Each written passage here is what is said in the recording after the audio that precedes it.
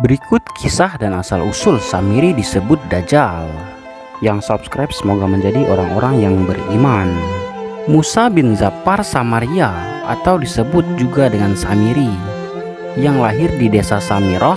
Ia adalah seorang dari keturunan Bani Israel yang membuat berhala sapi emas pada zaman kekhalifahan Nabi Musa alaihissalam.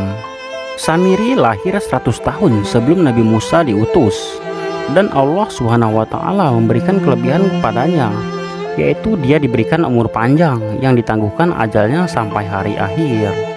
Samiri diberikan kecerdasan oleh Allah Subhanahu wa Ta'ala di atas akal jenius rata-rata manusia. Selain itu, ia juga memiliki kemampuan sihir yang luar biasa. Apapun sihir yang selama ini kita ketahui, tidak dapat mengalahkan sihir yang dimiliki oleh Samiri. Saking hebatnya, seolah-olah orang mengenalnya selevel dengan Tuhan. Kakek, nenek, ayah, dan ibu Samiri adalah penyembah berhala. Karena Samirah pada saat itu negeri yang terkenal dengan penyembah berhala. Ayah Samiri lahir dari proses perzinahan adik dan kakak. Begitu juga dengan ibunya. Jadi ayah dan ibunya lahir dari proses yang haram. Dan ketika ibunya menstruasi, maka disetubuhilah oleh ayahnya. Nah, ketika itulah hamil dan lahirlah Samiri. Rasulullah SAW menyebutkan, ayah dan ibu Samiri melewati perkawinan selama 30 tahun tanpa melahirkan seorang anak. Dan di tahun ke-30 baru melahirkan Samiri.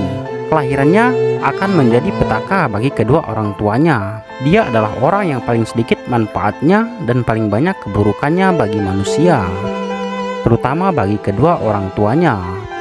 Bahkan ketika dia lahir, alam semesta pun menolak kelahirannya. Hujan badai, petir, itu terjadi di malam di mana Samiri dilahirkan. Sejak lahir sampai usia 5 tahun, ia tidak minum ASI dari ibunya. 5 tahun air susu tidak keluar menyebabkan kanker payudara.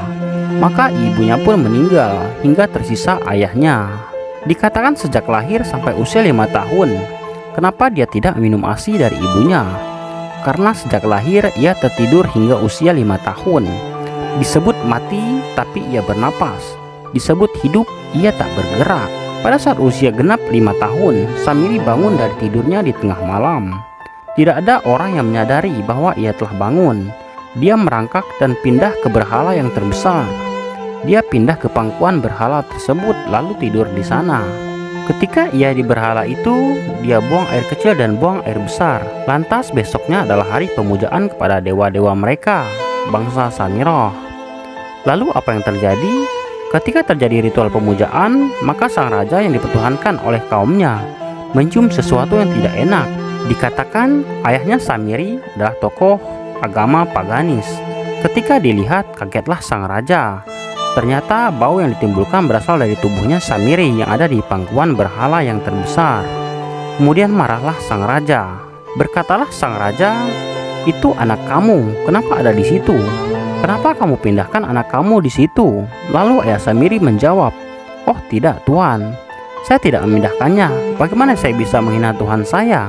Kan dia lumpuh." Sekali lagi kehadirannya membawa petaka bagi kedua orang tuanya. Akhirnya raja marah dan ayahnya dipenjara. Selama ayahnya tidak bisa membuktikan penghinaan tadi, maka ayahnya dihukum mati. Dan pada akhirnya ayahnya dihukum mati. Sedikit manfaat bagi kedua orang tuanya, maka ia hidup dan dipelihara sang raja. Setelah sekian lama, Allah menimpakan murkanya kepada bangsa Samirah yang sudah kelewat batas, maksiat, dan sudah tidak ada toleransi dari Allah Subhanahu wa Ta'ala untuk mereka hidup di bumi. Maka Allah perintahkan malaikat Jibril untuk menghabisi mereka. Maka bangsa Samirah diratakan. Karena Samiri masih kecil, Allah Subhanahu wa Ta'ala selamatkan dia lewat malaikat Jibril dan ditempatkan di suatu pulau entah berantah. Ada yang menyebutkan pulau ini berada di laut Yaman, dan ada yang menyebutkan pula pulau ini dinamakan Pulau Sokotra. Pulau Sokotra ini letaknya berada di ujung Jazirah Arab. Kemudian Samiri dibesarkan di pulau tersebut sejak usia 5 tahun sampai usia 100 tahun. Konon katanya ada beberapa yang membenarkan kisah ini dan yakin bahwa Samiri itu adalah Dajjal. Namun dalam Al-Quran tidak ada bukti bahwa Samiri adalah Dajjal. Percaya atau tidak, wallahu a'lam bishawab. Nantikan kisah selanjutnya.